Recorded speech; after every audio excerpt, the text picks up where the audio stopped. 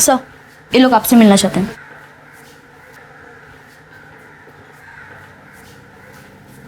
जी कहिए।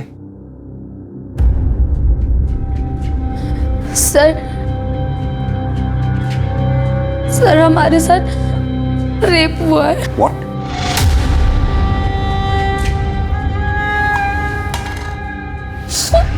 पानी पीजिए।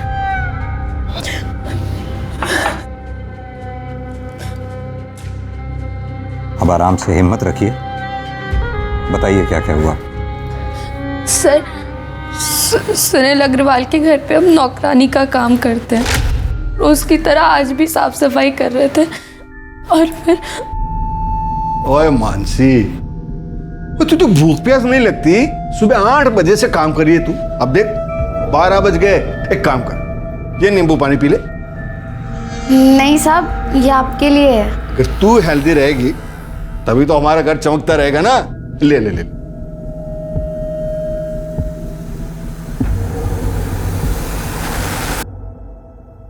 Very good. साहब मैं इसको किचन में रख के आती हूँ।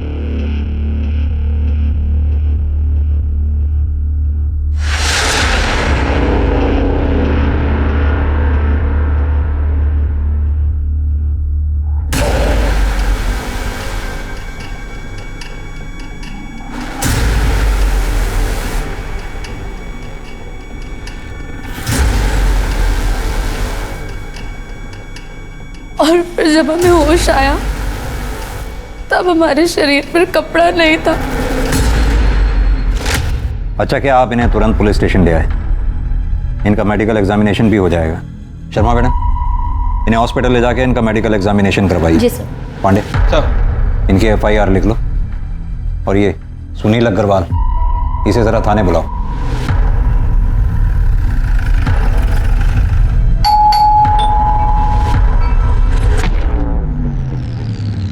कौन आया है?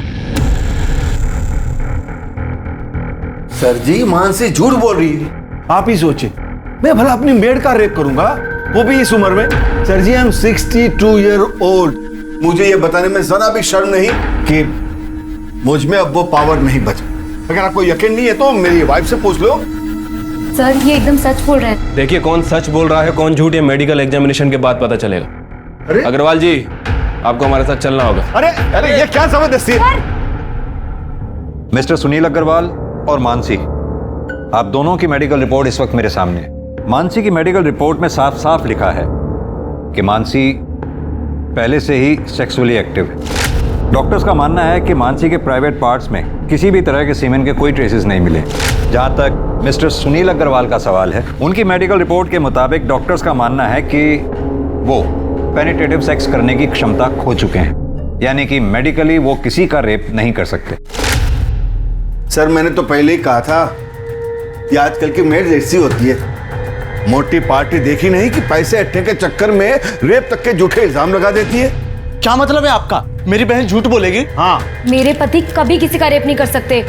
और ये, इसे तो वो बेटी की तरह मानते हैं। झूठ बोल रहे हैं ये दोनों मिलके। सर, एक लड़की के लिए उसकी इज्जत से बढ़कर कुछ नहीं होता है। तुम्हारी मेडिकल रिपोर्ट में साफ साफ लिखा है कि तुम्हारा रेप हुआ ही नहीं है, बल्कि तुमने पैसे हटने के चक्कर में अपने मालिक मिस्टर सुनील अग्रवाल पर झूठा आरोप लगाया। नहीं सर, ये गलत है। ये झूठ बोल रहा है आदमी। क्या झूठ है क्या सच है अभी पता चल जाएगा। यादव सर। जरा लेकर आओ उसे। Okay sir.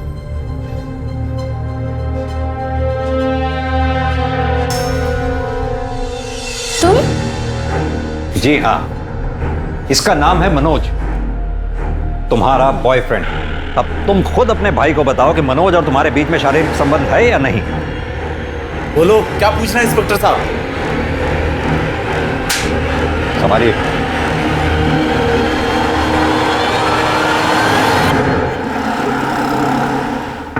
मानसी, दरवाजा खोलो। मानसी, मानसी, मानसी। भैया, ये सच है, हमारा मनोज के साथ रिश्ता है। पर ये भी सच है कि हमारा बलात्कार हुआ था, लेकिन आपने और पुलिस ने हमारी बात नहीं मानी, हमको ही गुनहगार बता दिया। अब हम नहीं जीना चाहते। आपकी बहन मानसी।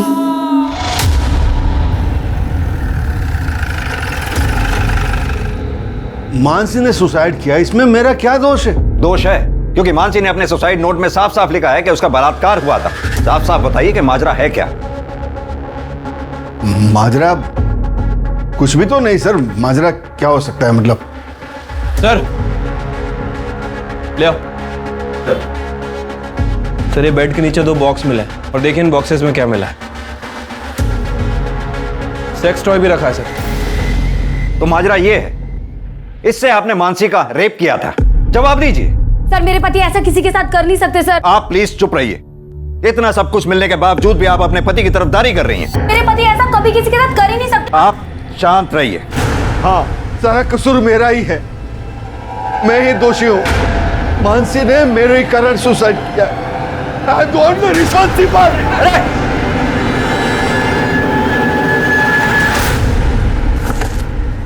सुनील!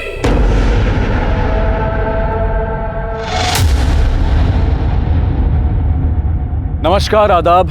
क्राइम पेट्रोल सतर्क के ब्लैक हेडलाइंस अध्याय के आज के एपिसोड में आप सबका स्वागत है। जिन लोगों से हमारा व्यवहार होता है उन पर भरोसा करना लाजमी है, लेकिन भरोसा एक ऐसी चीज है जो बहुत सोच समझ कर करना चाहिए। मानसी ने सुनील पर भरोसा किया और उसका दिया हुआ शरबत पी लिया। नतीजा ये हुआ कि वो सुनील द्वारा अननेचुरल यानी कि अप्राकृतिक तरीके से किए गए रेप का शिकार बन गई।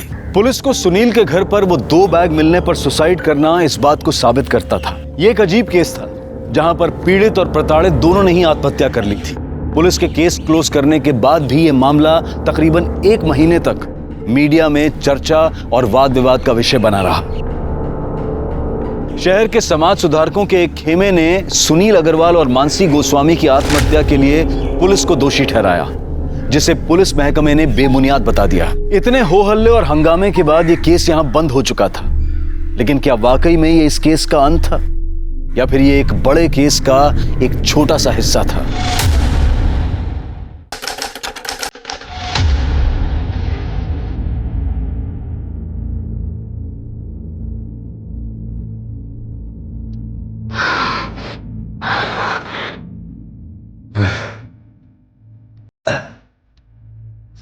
महिला, ये भूख तो तुम्हें मिटा दी मेरी। हाँ? अब मेरी पेट की भूख भी मिटा दे। मैं अभी ना कर रहा था। हाँ? अपनी उम्र के हिसाब से आपको भूख कुछ ज्यादा नहीं लगती साहब जी? ये मेरी तो काम वाली नहीं है, मेरी डॉक्टर भी है, तो इसी तरह मेरी भूख बढ़ाते रहे, मैं तेरी पगार बढ़ाता रहूं। यहाँ भी आया।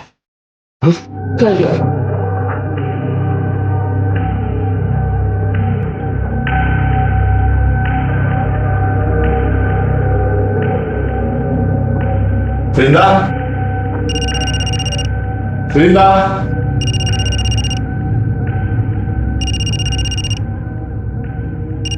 वृंदा, अरे कहाँ चली गई? साहब मैसेज चेक करो।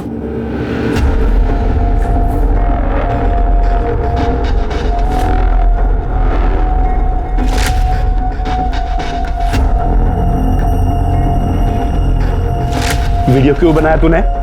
और ये मुझे क्यों भेज रही है तू?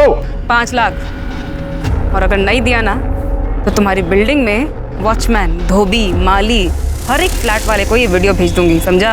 अच्छा, तो तू 24 घंटे हैं तेरे पास, रखती हूँ।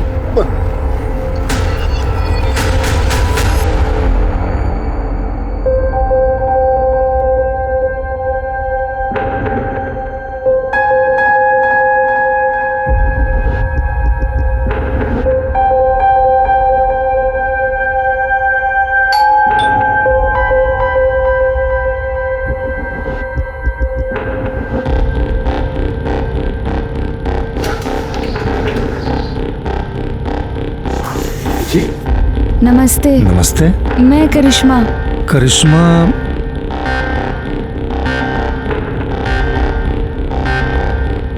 ओ हाँ हाँ, करिश्मा आ जाओ, आओ अंदर आओ बेटा। अरे खुशी, वो डोमेस्टिक हेल्प आ गई है। करिश्मा आओ, बैठो बैठो।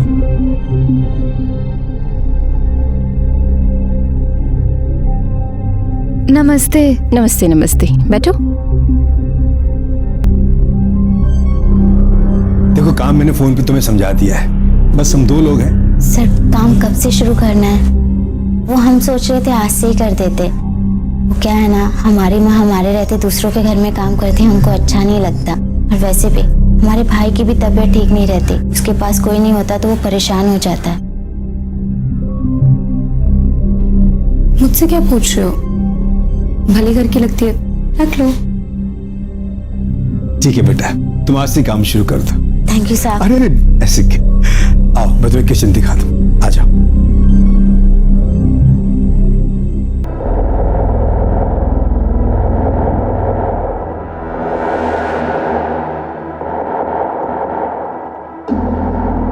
क्या बात है साहब, जल्दी इंतजाम कर लिए पैसे का।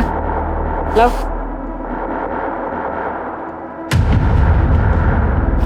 रब है ना, सब देख रहा है, तेरा भला नहीं होना कभी। ये पैसे मैंने अपने पोते की पढ़ाई के लिए रखे थे, समझी? बैंक पढ़ाई के लिए लोन बांट रही है, टेंशन मत लो आप। जाके पोते का ध्यान रखो, जाओ। अरे जाओ।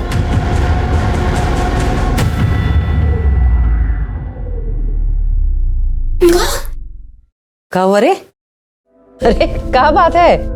हाँ, ये देखो मैं आप लोगों के लिए क्या लेके आई हूँ। क्या लाई है? समोसा और जलेबी। पैसा कहाँ से मिला रे? अरे जिनके यहाँ काम करती हूँ उन्होंने दिए। बोलो समोसा जलेबी खाएगा। ये देख। हे जंगली माई, तेरा नौकरी ऐसे ही चलत रहे, जिससे हमरे मोनू का इलाज और पढ़ाई भी निमह जाए, घर भी चलत रहे।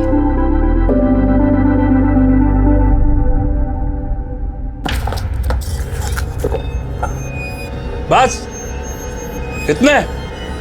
बाकी के पैसे का? इतने ही मिले। मामा से होशियारी है, बाकी के पैसे दे लो। इतने ही मिले मामा। मुझे पता है पैसे का। हाँ मामा इतने ही मामा। अच्छा दे रही।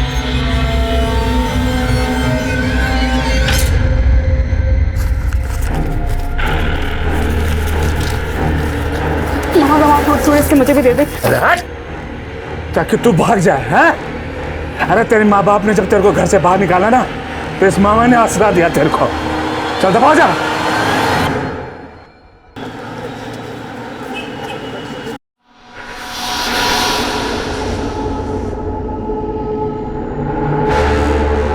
हाँ बस निकल रही हूँ मैं। आई। Okay bye. सुनो, कैसी लग रही हूँ मैं? बहुत अच्छी, हमेशा की तरह। ठीक है, मैं डॉली की किटी पार्टी में जा रही हूँ और मुझे आने में लेट हो जाएगा। हाँ बाय बाय।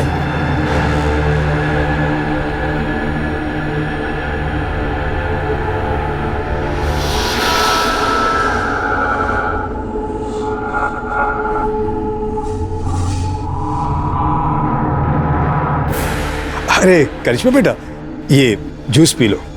नहीं साहब। कितना काम करती हो तुम, इसके पीने से तुम्हें ताकत मिलेगी। लो बेटा लो। अरे लो, पियो। शाबाश।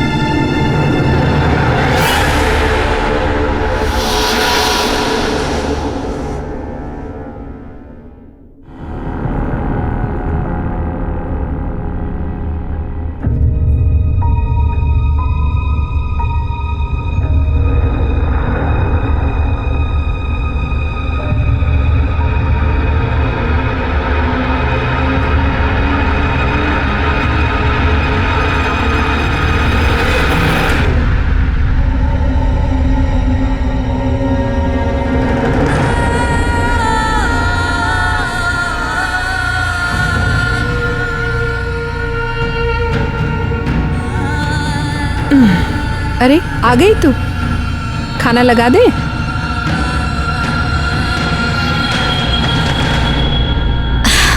करिश्मा,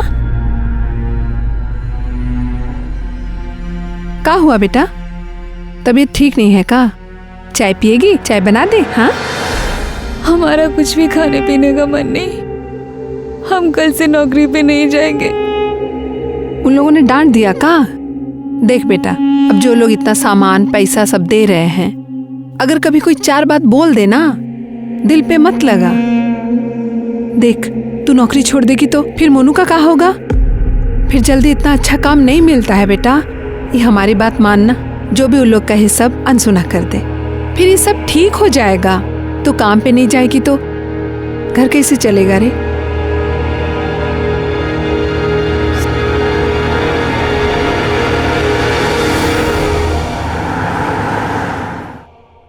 बाद में बात करती हूँ। बिल्कुल सही समय पे आई हो।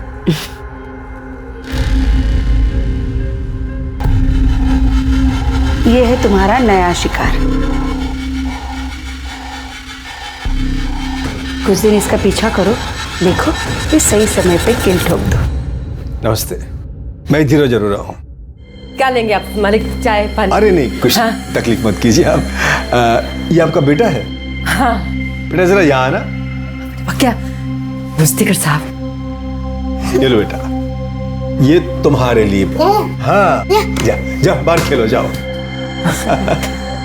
अब ये लीजिए बहन जी, ये आप लोगों के लिए कुछ गर्मा गर्म जलेबी और नमकीन है। और हाँ, ये आपके लिए साड़ी। हमारे लिए साड़ी? हाँ लीजिए। करिश्मा नजर नहीं आ रही। हाँ, करिश्मा घर पे ही है, हम अभी बुलाते हैं। करिश्मा। हाँ माँ। बेटा भाग क्या ना, देखते रहे मालिक आए हैं। कैसी हो करिश्मा? बेटा कल काम पे नहीं आई तुम? मालिक इसका ना तबीयत थोड़ा ठीक नहीं था, लेकिन कल से आएगी। हाँ कल से आएगी काम पे। वो तो ठीक है। करिश्मा के लिए मेरे पास एक बहुत अच्छा सा ऑफर है। क्या है बहन जी, वो बहुत अच्छा काम कर रही है, तो मैं सोच रहा हूँ कि इसे अपने बहू बेटे के पास दुबई भेज दूं। दुबई? अरे जरा सोचिए बहन जी, यहाँ का 20 रुपया मतलब वहाँ का 1 रुपया, मतलब उसकी पगार 20 गुना बढ़ जाएगी। और हर 3 महीने में हम उसे आपके पास भेज देंगे मिलने के लिए, और आपकी और आपके बेटे की देखभाल के लिए तो हम है ही यहाँ पर। कहिए क्या ख्याल है आपका? अच्छी, ये लीजिए, ये एडवांस। मालिक आप तो देवता आदमी है। ऐसा कुछ नहीं। करिश्मा, ये तो किस्मत है, इतने अच्छे आदमी के काम करने को मिला।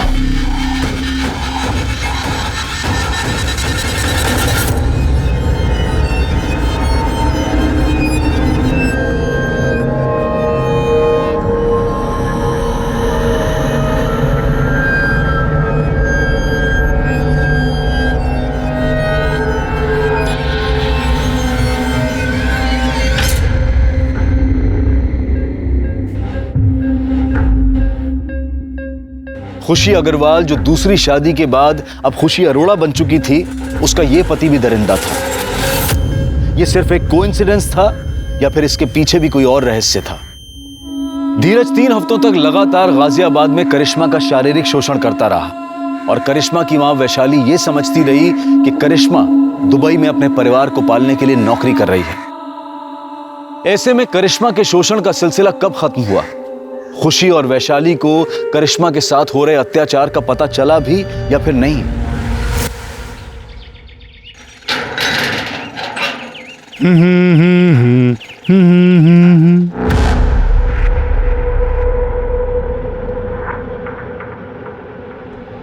मैडम, मैडम,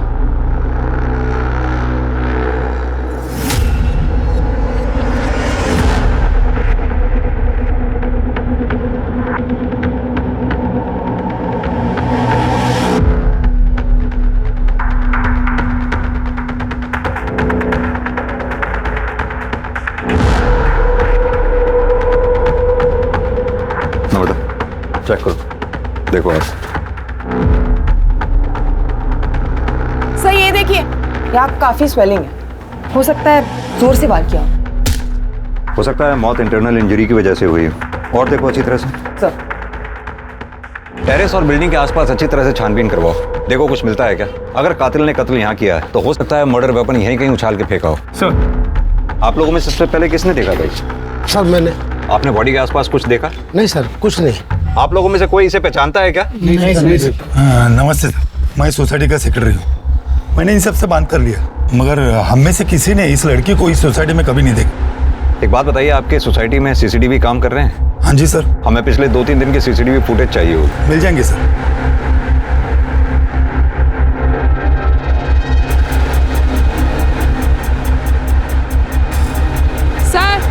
ये देखिए। सर पाँव के पास ये हेयर स्टाइल मिला है और ये हेयर कलर विक्टिम के हेयर कलर से काफी अलग है। सर मैंने पूरी बॉडी चेक की लेकिन कहीं कोई निशान नहीं है और बॉडी के आसपास खून के धब्बे भी नहीं है। बाल का डीएनए विक्टिम के डीएनए से मैच करवाओ और बॉडी एक बार फिर से चेक करो, देखो कहीं कोई निशान तो नहीं। सर। संदीप, बॉडी का पंचनामा करवा के पोस्टमार्टम के लिए भिजवाओ और उससे पहले इसकी फोटोग्राफ्स लेके सोसाइटी में दिखाओ, देखो कोई पहचानता है क्या। अगर यहाँ कोई ना पहचाने तो आसपास की सोसाइटीज में दिखाओ, वहां भी अगर कोई ना पहचाने तो सोशल मीडिया पे डालो उसकी फोटोग्राफ और इस एरिया के रहने वाले लोगों में विक्टिम का फोटोग्राफ सर्कुलेट करो। हमारे लिए इसके बारे में जानना बहुत जरूरी है, तभी हम कातिल तक पहुंच सकते। सर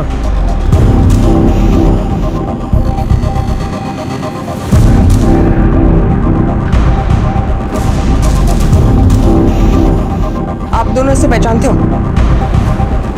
नहीं।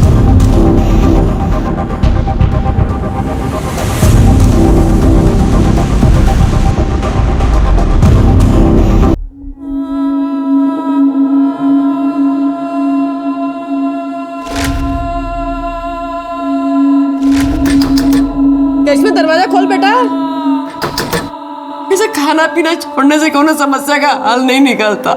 दीदी दीदी अगर तुम भी नहीं खाओगे तो हम भी नहीं खाएंगे। इसमें खोल दे बेटा।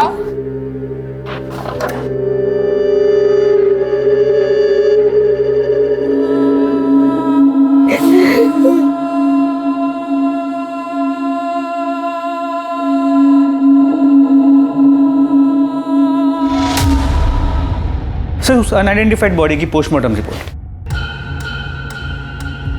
विक्टिम की मौत 13 तारीख को दोपहर 2:30 बजे से 4:30 बजे के बीच में हुई है, लेकिन इसकी इंफॉर्मेशन तो हमें अगले दिन 14 तारीख को सुबह 8 बजे मिली।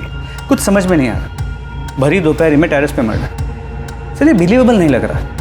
मैंने सीसीटीवी फुटेज भी चेक किया लेकिन कुछ सस्पिशियस नहीं मिला। विक्टिम की मौत सिर पर कोई भारी चीज लगने की वजह से हुई है।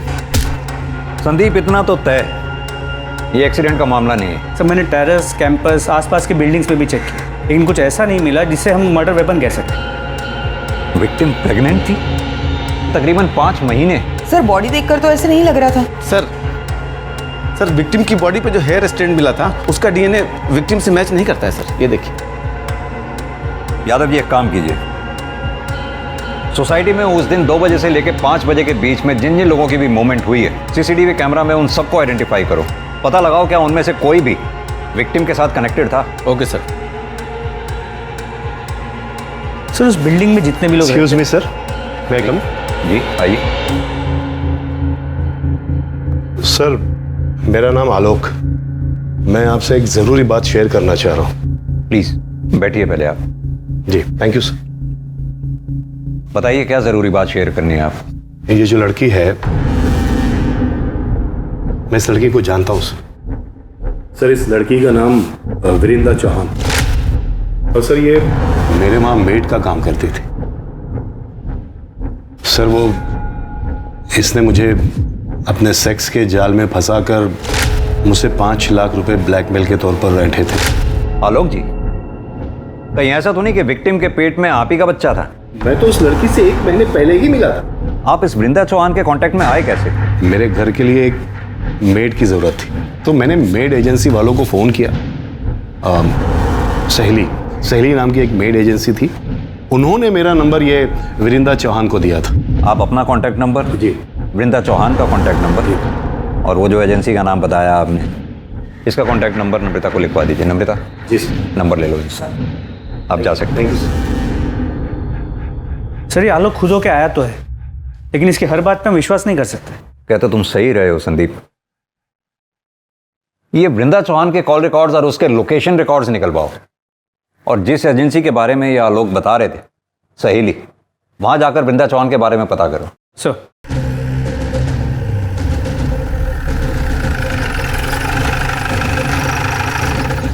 वृंदा हमारी एजेंसी के साथ 7 महीने से जुड़ी हुई। 2 महीने किसी के यहाँ काम करने के बाद एक दिन रोते रोते मेरे पास। ठीक ऑफ।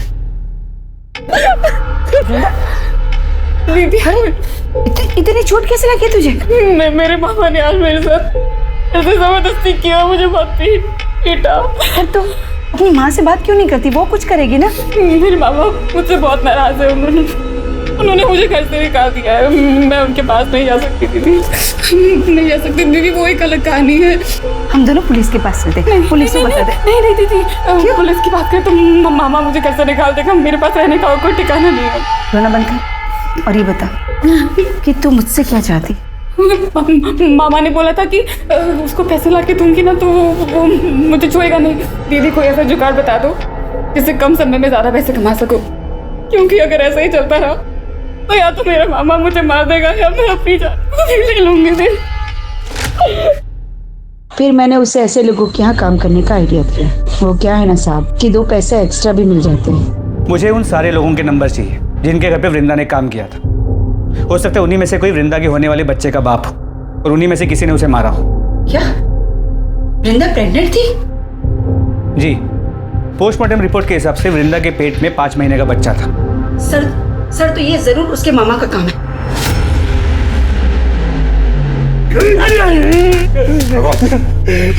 जनाब जितना मारना मार लो जनाब, मैं सच कहता हूँ। मैंने इंदिरा के साथ जबरदस्ती जरूर की जनाब, लेकिन मैंने उसका खून नहीं किया। जबरदस्ती की?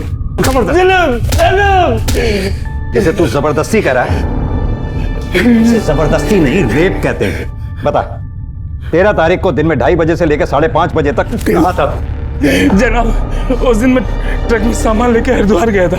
आप चाहो तो सिंह कंपनी में फोन करके पूछ लो। आइए जनाब। हमें सिखाएगा तू? वो जब इंदिरा जिन बुड्ढों को चूना लगाती थी उनमें से किसी ने मारा होगा जनाब।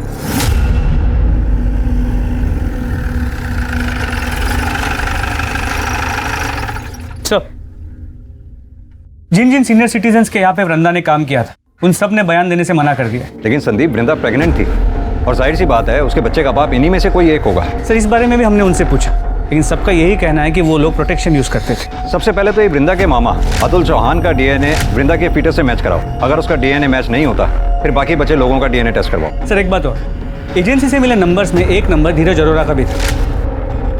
इस वृंदा ने कभी धीरज अरोरा के घर पे काम तो नहीं किया, लेकिन फिर उसका अगला टारगेट धीरज ही था।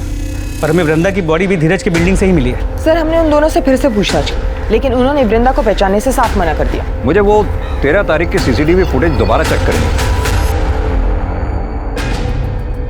सर ये देखिए, 3:30 बजे वृंदा चौहान बिल्डिंग में घुसती है। एक मिनट नम्रता, पॉज करना, जूम करना जरा। खुशी अग्रवाल। सर आप इसे जानते हैं? तुमने इसे पूछताछ की थी?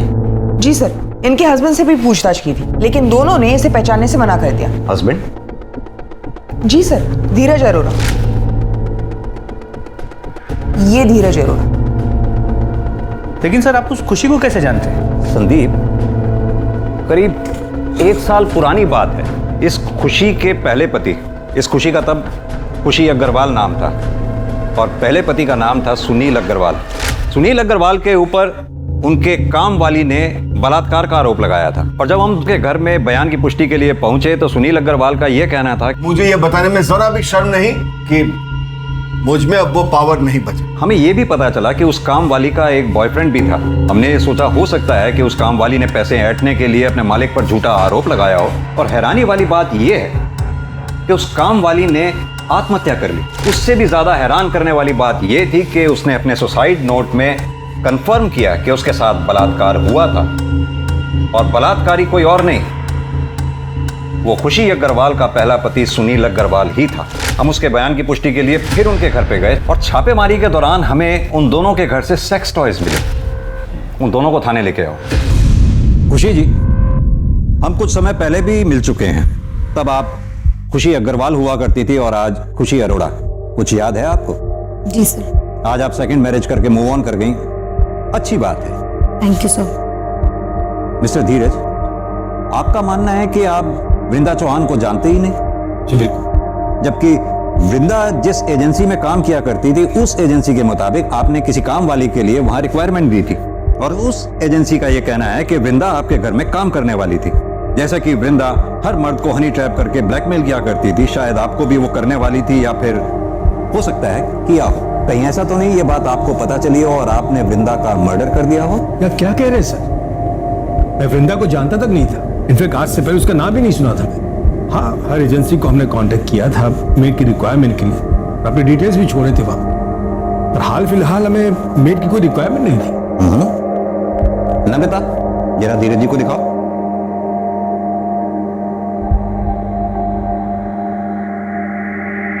मिस्टर धीरज, कल आप अपने ऑफिस से 4 बजे घर लौट कर आए और फिर आधे घंटे बाद अपने घर से चले गए, जबकि हमने पता किया है कि आप अपने ऑफिस से रोजाना 7 बजे के बाद निकलते हैं। सर वो मैं अपने कुछ फाइल्स भूल गया था, इंपॉर्टेंट थे, इसलिए पर्सनली लेने आ गया था घर।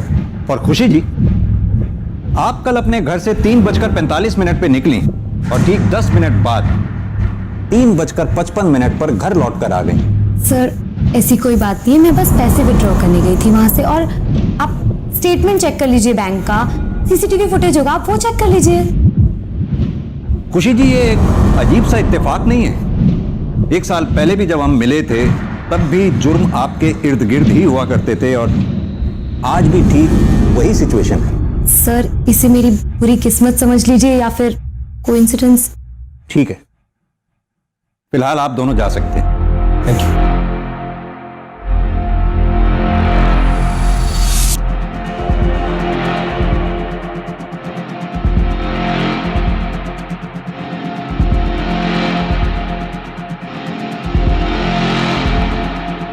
संदीप, लगता है खुशी मैडम का हेयर फॉल आजकल कुछ ज्यादा ही हो रहा है। और सर इस बाल का कलर लगभग उस बाल के कलर जैसा है जो मैं क्राइम स्पॉट पे मिला था। मैं चाहता हूं कि तुम इस बाल का डीएनए पहले मिले हुए बाल के डीएनए से मैच करो। मेरी गट फीलिंग ये कहती है ये दोनों बाल एक ही इंसान के हैं और वो इंसान कोई और नहीं, खुशी अग्रवाल और खुशी अरोड़ा ही है। वृंदा का मर्डर एक के बाद एक रहस्यमयी मोड़ ले रहा था। किसने किया था वृंदा का खून? वो सीनियर सिटीजन्स जिनको वृंदा ब्लैकमेल करती थी, या फिर वृंदा का मामा जिसने उसका शारीरिक शोषण किया था, या फिर धीरज अरोड़ा जो वृंदा का अगला टारगेट था? अब इस केस में कुछ ऐसी कड़ियां खुलने वाली थी जो इन सारे रहस्यों पर से एक के बाद एक पर्दा उठाने वाली थी।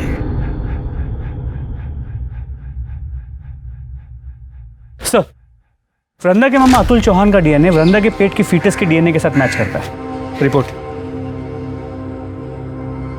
यानी वृंदा के मामा के पास वृंदा को मारने का मोटिव था, लेकिन बिल्डिंग के उस सीसीटीवी फुटेज में ये मामा कहीं दिखाई नहीं दिया।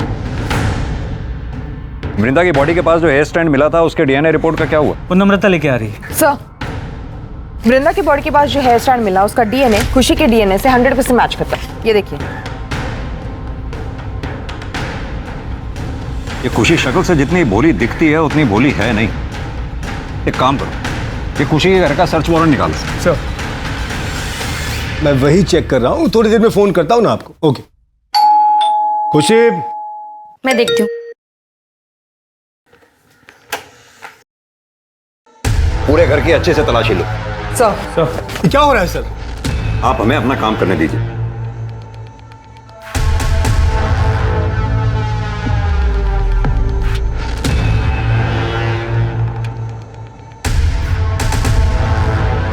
सर, ये देखिए।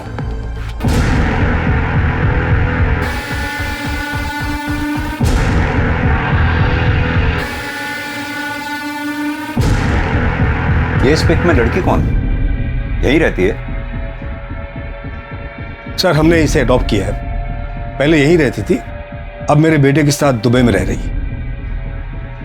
नाम क्या है इस लड़की का? करिश्मा।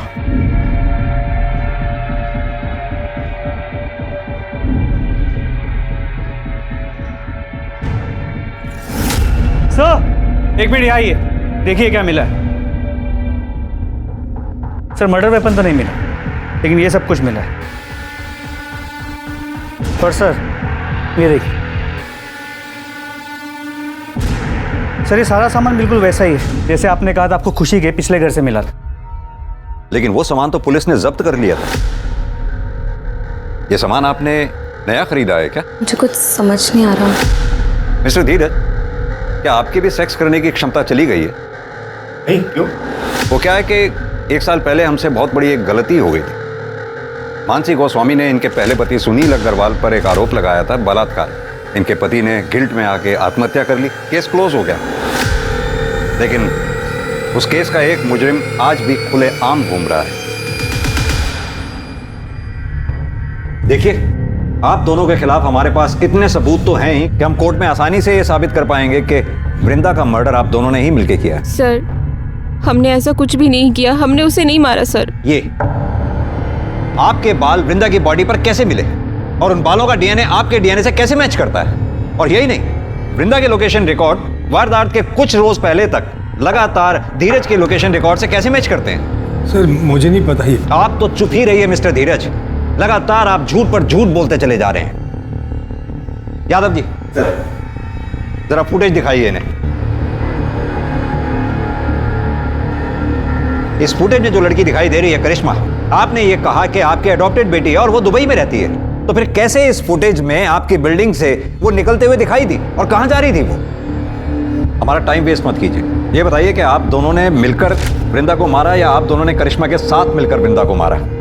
और एक सवाल, करिश्मा के साथ एक चौथी औरत जो आपकी बिल्डिंग से सीसीटीवी फुटेज में निकलती हुई दिखाई दी है, वो चौथी औरत कौन थी और उसका इस मर्डर में क्या रोल था? अरे सुनाई नहीं दे रहा क्या? अभी भी वक्त है, सब सच सच बता दो। नहीं बताना तो वो भी बता दो।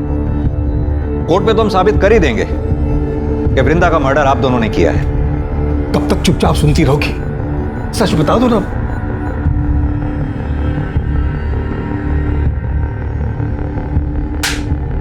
तुम्हारे पास फालतू का टाइम होगा, हमारे पास नहीं। बोलो। सर, हमने वृंदा को नहीं मारा, उल्टा वो हमें फॉलो कर रही थी, वो हमें ब्लैकमेल कर रही थी सर, और वो धीरज को फॉलो करते करते मुझ तक पहुंची। उसने हम दोनों को साथ देखा और उससे पता चल गया था कि हम दोनों पति पत्नी हैं। जब धीरज नहीं थे, उनकी एब्सेंस में वो घर भी आई थी। तुम अपने बचपन के प्यार को अंदर नहीं बुलाएगी? तुम यहाँ क्या करने आई हो?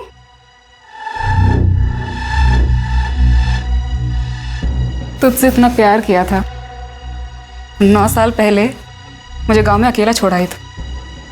सारे गांव वालों ने मेरा सर मुंडवा दिया, माँ बाप ने घर से निकाल दिया, अम्मा ने मेरा रेप किया। ये अच्छा है, मेरी जिंदगी खराब करके अय्याशियाँ कर रही है। तो क्या चाहती है? 1 लाख रुपए। किस बात के 1 लाख रुपए? तेरे पति को बताऊं तेरे बारे में? खोलूं तेरी पोल? हवा टाइट हो गई तेरी। कहाँ से लाऊं मैं 1 लाख रुपए? घर पे रखे होते 1 लाख रुपए? बाजू में एटीएम है और तेरे पास 2-3 अकाउंट तो होंगे ना। तो एक काम कर, सारे अकाउंट से थोड़े थोड़े पैसे निकाल के 1 लाख रुपए दे दो। मौसी हूँ तुम्हारे मुंह पर ला करके 1 लाख रुपए।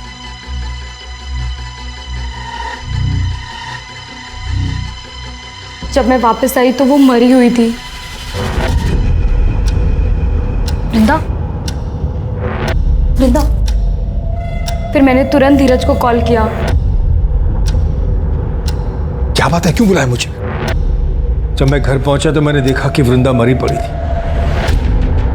अब खुशी ने मुझे सारी कहानी बताई, तो हम दोनों ने मिलकर उसकी लाश को कमरे में छुपा दिया और मैं ऑफिस चला गया। मुझे पता था सर कि हमारी बिल्डिंग का टेरेस खुला रहता है।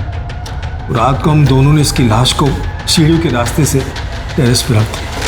कहानी अच्छी सुनाई आपने मिस्टर धीरज। चलिए एक बार को मान भी लिया जाए कि आप लोगों ने वृंदा को नहीं मारा। मेरा सवाल अब भी वहीं का वहीं है, वो चौथी औरत जो करिश्मा के साथ सीसीटीवी फुटेज में आपकी बिल्डिंग से बाहर निकलती देखी गई, वो औरत कौन थी और उस औरत का इस मर्डर में क्या रोल था? खुशी, छुपाने में नुकसान है हमारा, सच बता दो। सर, मैं बताता हूं। करिश्मा और उसकी माँ वैशाली ने ही वृंदा को मारा है। बर्तन चौका करने वाले गरीब लोग के साथ हम क्या किसी को मारेंगे? यही मरदवा होंगी, यही दोनों हत्यारे हैं। तो ये लोग का बस चलता ना तो हमारे करिश्मा को भी मार देते ये लोग। देखिए, आप जो भी कहना चाहती हैं साफ साफ कहें। सर, इन लोगों ने हमें कोई अडॉप्ट नहीं किया था, हम इनके लिए नौकरानी का काम करते थे। उन्होंने माँ से झूठ बोला कि अपने बेटे के पास दुबई भेज रहे हैं, लेकिन हमें अपने घर में कैद रखा।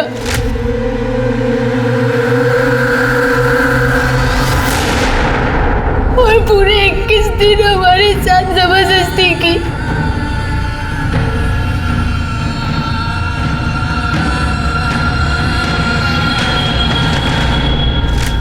अगर ऐसा था तो आप लोग तुरंत हमारे पास क्यों नहीं आए? इन दोनों को जेल में डाल देते।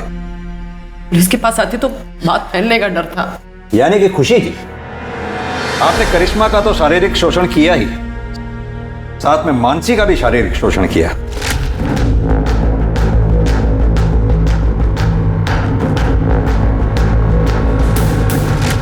इतना ही नहीं, इस कुकर्म में आपके दोनों पति बराबर के भागीदार थे। पहला पति सुनील अग्रवाल, वो आपको एक कुकृत्य करते हुए देखता था, और आपका दूसरा पति मिस्टर धीरज अरोड़ा इस कुकर्म में आपके बराबर के भागीदार थे। आईपीसी की धाराओं की लंबी लिस्ट लगेगी आप दोनों की। ये बताइए कि वृंदा को क्यों मारा आप लोगों ने? हमने उसे नहीं मारा सर, यही दोनों ने मारा है। हम कैसे करेंगे उन लोगों का मर्डर? हम जब वहां पहुंचे, करिश्मा करिश्मा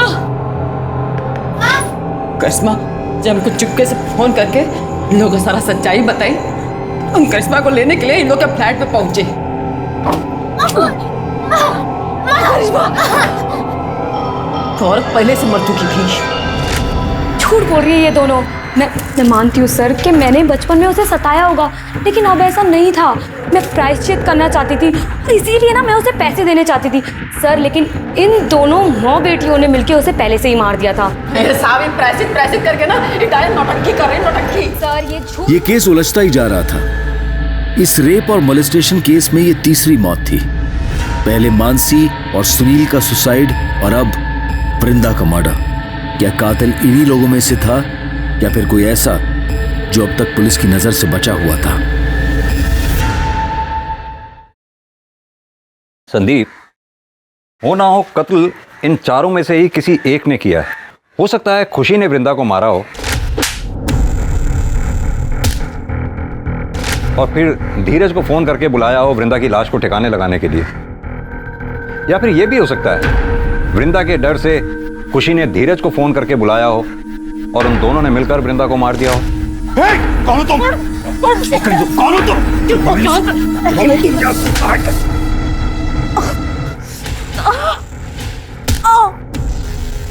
या फिर यह भी हो सकता है कि वैशाली घर में घुसी हो, करिश्मा के साथ भागने लगी हो और इसी दौरान वृंदा बीच में आ गई हो और वृंदा वैशाली के हाथों मारी गई हो।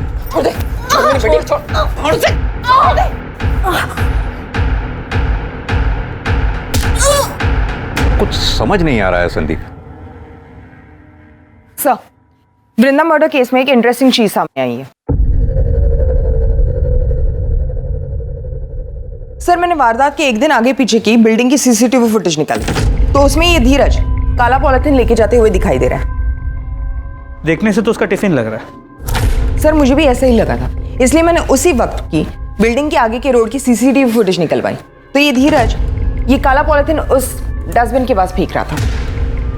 नम्रता, एक काम करो, अपनी टीम में से किसी को भी इस स्पॉट पे इमीडिएटली भेजो। हो सकता है ये पॉलिथीन अभी भी वहीं हो। जी सर।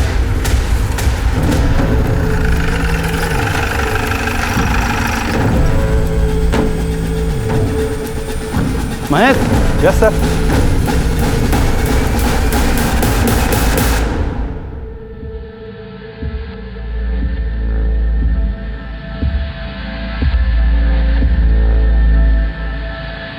सर, ये बैग मैंने फेंका जरूर था। वृंदा को मैंने नहीं मारा सर, ना ही खुशी ने मारा।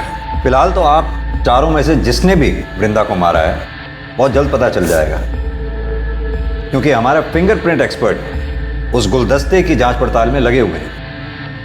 अभी भी टाइम है। आप में से जिस किसी ने भी वृंदा को मारा है शराफत से कबूल कर ले।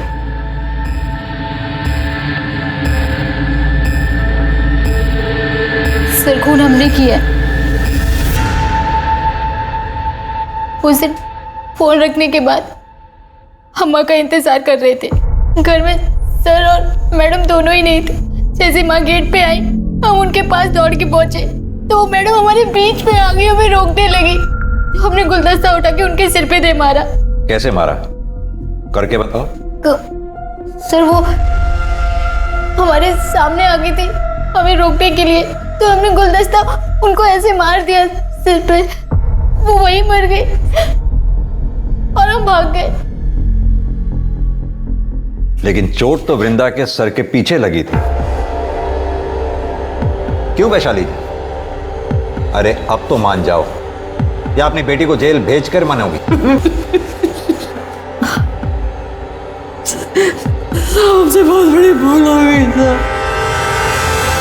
हम जैसे ही दरवाजे की घंटी बजाते देखा तो दरवाजा पहले से खुला हुआ था। सोफे पे एक औरत बैठी थी। हमको लगा खुशी मैडम है। हमारी नजर फूलदान पे पड़ी और उसको उठाए उनके सर पे दे मारे। उसके बाद करिश्मा लेके वहां से भाग गए और इसीलिए हम करिश्मा को बलात्कार का केस लिखवाने के लिए पुलिस थाने नहीं आए। बिना देखे सुने, बिना सोचे समझे कुछ भी करने से पल भर में जीवन बिगड़ जाता है। जरा सा भी समझदारी से काम लिया होता तो अपराधी बनने से बच जाती।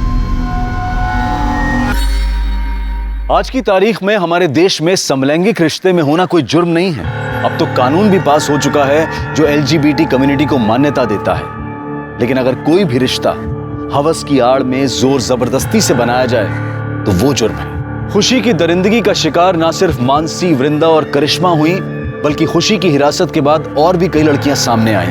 और इस सीरियल रेप और मोलेस्टेशन के लिए खुशी के साथ साथ उसके पार्टनर्स को भी सजा दी गई। ये केस दर्शाता है कि समाज के दरिंदों की कोई शक्ल नहीं होती, कोई जेंडर नहीं होता। लेकिन ऐसे कई केस रोके जा सकते हैं अगर सही समय पर पुलिस को इसकी सूचना दे दी जाए। हमें बस चौकन्ना और सतर्क रहने की जरूरत है। अब मैं अनूप सोनी आपसे विदा लेता हूं। फिर मुलाकात होगी क्राइम पेट्रोल सतर्क के ब्लैक हेडलाइंस अध्याय में एक और नए केस के साथ। और याद रखें, क्राइम और आपके बीच में सिर्फ इतना फर्क है कि आप कितने सतर्क हैं। सतर्क रहें, सुरक्षित रहें। जय हिंद।